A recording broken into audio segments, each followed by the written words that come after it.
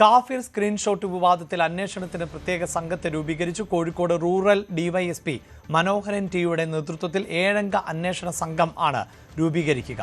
Kannur DIG അന്വേഷണം ഏകോപിപ്പിക്കും.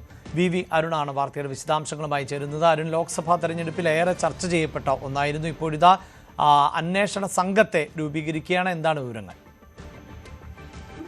വീണ്ടും ഒരു അന്വേഷണത്തിലേക്ക് കാര്യങ്ങൾ പോവുകയാണ്. UDF-ന്റെ സർക്കാർ വന്ന ശേഷം കുറ്റ്യാടി MLA പാറക്കൽ അബ്ദുള്ളയാണ് ഒരു ആവശ്യം സർക്കാരിന് മുൻപാകെ വെച്ചത്. ഇതിൽ പ്രത്യേക അന്വേഷണ സംഘത്തെ നിയോഗിക്കണം. ഈ കാഫിർ സ്ക്രീൻഷോട്ട് പിന്നിലെ യഥാർത്ഥ വസ്തുതകൾ പുറത്തു കൊണ്ടുവരണം. ഈ ആവശ്യമാണ് പാറക്കൽ അബ്ദുള്ള ആഭ്യന്തര വകുപ്പിന് മുമ്പാകെ വെച്ചത്. 2024 വടകര ലോക്സഭാ തെരഞ്ഞെടുപ്പിലാണ് വിവാദമായ കാഫിർ സ്ക്രീൻഷോട്ട് ഉണ്ടായത്.